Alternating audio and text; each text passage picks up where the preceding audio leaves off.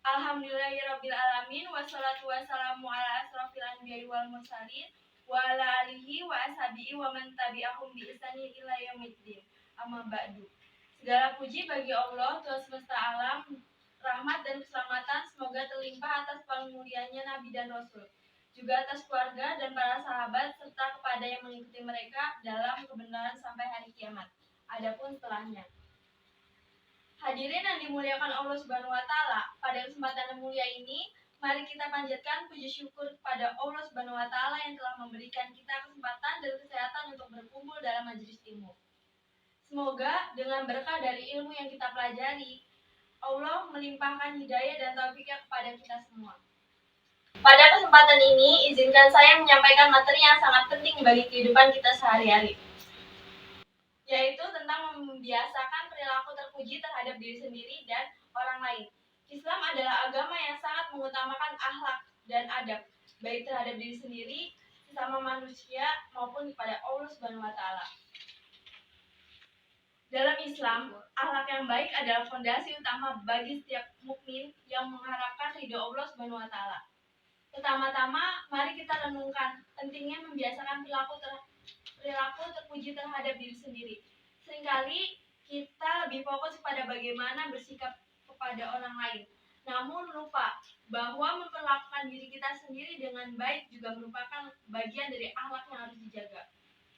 Rasulullah SAW bersabda, sesungguhnya Allah itu indah dan menyintai keindahan. Salah satu bentuk keindahan yang harus kita jaga adalah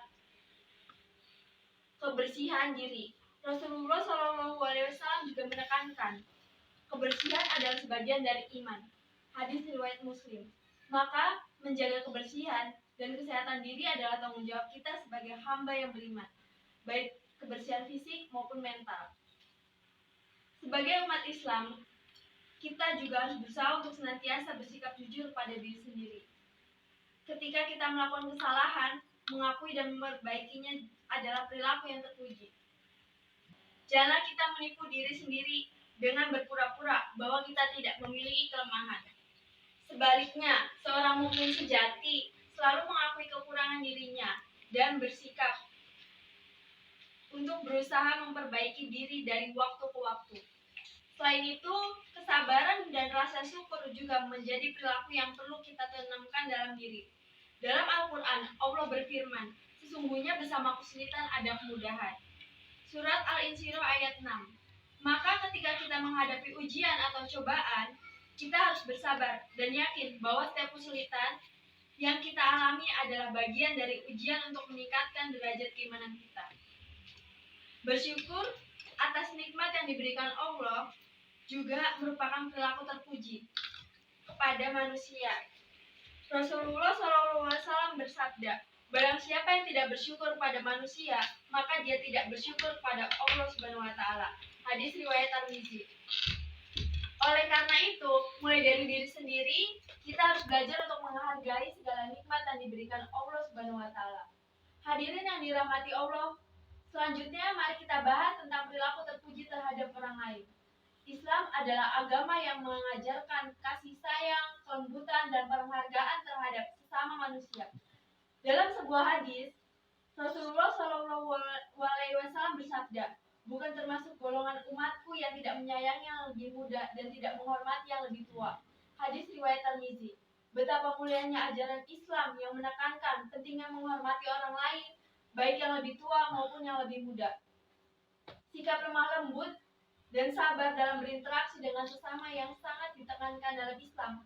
Dalam sebuah hadis, Rasulullah SAW bersabda, Allah mencintai kelembutan dalam segala perkara. Hadis riwayat Bukhari dan Muslim. Oleh karena itu, dalam menghadapi orang lain, baik di rumah, di lingkungan kerja, atau di tempat manapun, kita harus senantiasa bersikap lembut dan menghindari sikap kasar atau marah yang tidak perlu. Selain itu, memaafkan kesalahan orang lain adalah bentuk perilaku yang terpuji, sangat dianjurkan dalam Islam. Allah Subhanahu wa taala berfirman dalam Al-Qur'an, hendaklah mereka memaafkan dan berlapang dada. Tidaklah kamu ingin Allah mengampunimu. Surat An-Nur ayat 22. Dengan memaafkan, hati kita menjadi lebih lapang, dan hubungan kita dengan orang lain menjadi lebih harmonis.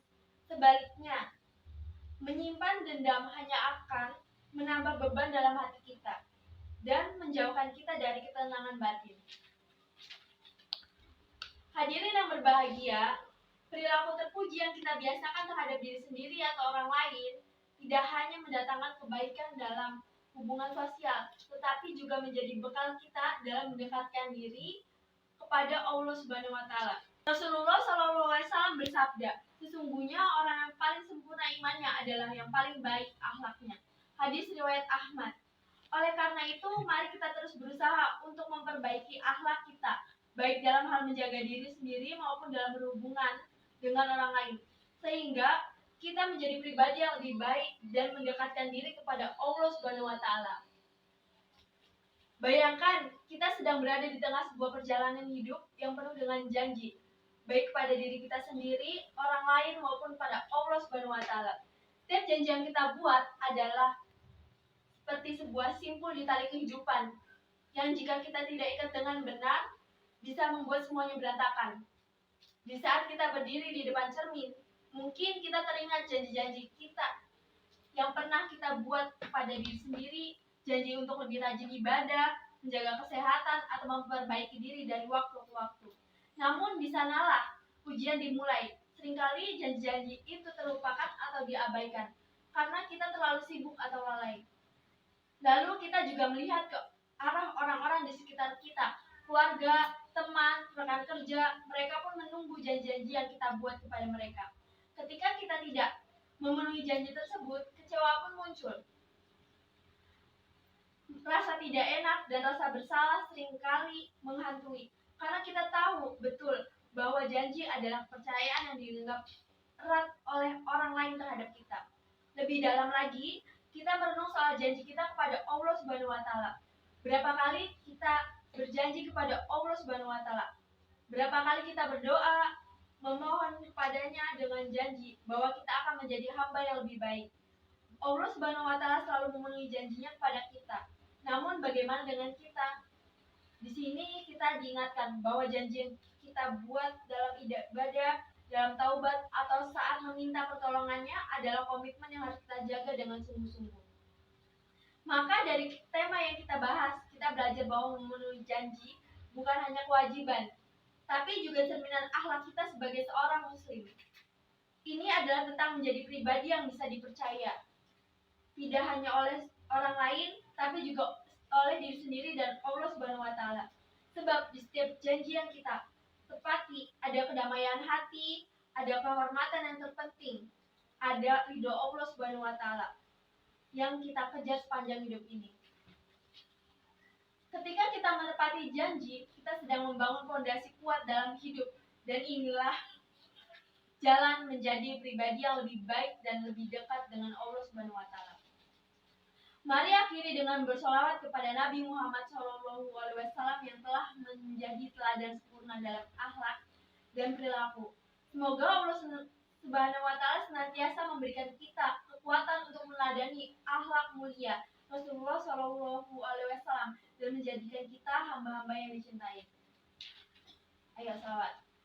Ya Nabi salam alaika, ya Rasul salam alaika, ya Habib salam alaika, sholawatullah alaika, asrofal badru alaina, faktafat minhul buduru misahu, maro'aina qatu ya wajah sururi, ya Nabi salam alaika, ya Rasul salam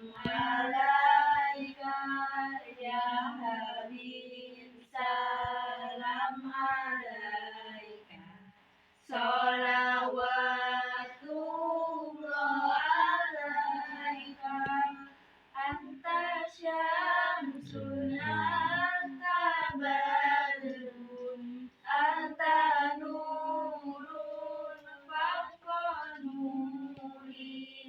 anta iksiru wa qalbi, anta misbahus suduri, ya Nabi salam alaika, ya Rasul salam alaika, ya Habib salam alaika, sholawatullah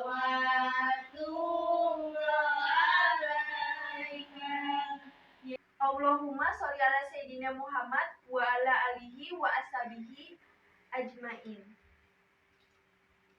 Demikianlah yang dapat saya sampaikan pada kesempatan kali ini. Semoga Allah Subhanahu wa taala selalu senantiasa membimbing kita untuk senantiasa berakhlak mulia, baik kepada diri sendiri maupun kepada orang lain. Amin amin ya rabbal alamin.